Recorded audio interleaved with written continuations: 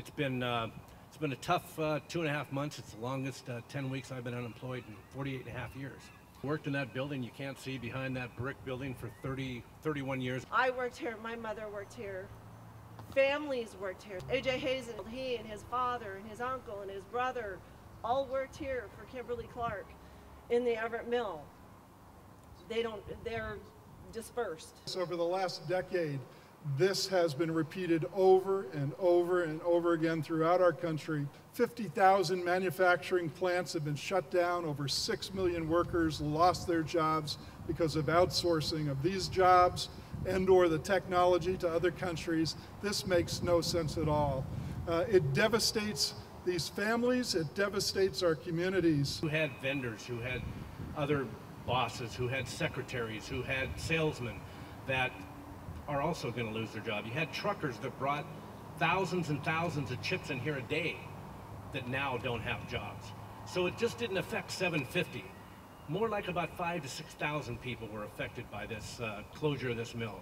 And in reality, we all know this mill didn't need to close. We were turning a profit for Kimberly-Clark. There's no doubt about it. You can look at the ledgers. Walking out of here when we didn't need to was a crime. Our government is allowing them to go away. They're paying them to go away. Well, when you don't have that, you don't have a tax base. If you don't have a tax base, you don't have a country. For some reason, the people in this country are not connecting the dots. When you lose these manufacturing jobs, you lose jobs in services, you lose jobs in healthcare, you lose public employment because people can't pay taxes. It just creates the downward spiral.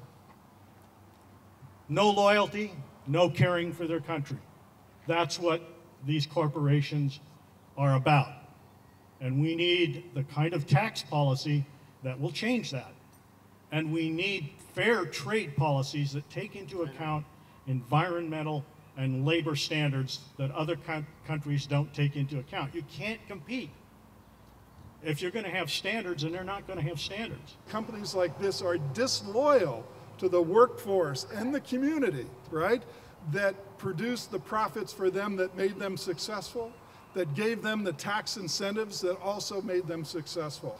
We have a federal tax structure that actually incentivizes companies to move those jobs overseas, to move the machinery overseas, and to keep them over there. He's pleased to let you know that today he co-sponsored H.R. 5542, Bring Jobs Home Act.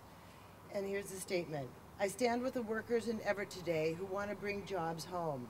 I am supporting the Bring Jobs Home Act because passing it would mean more jobs right here in Northwest Washington.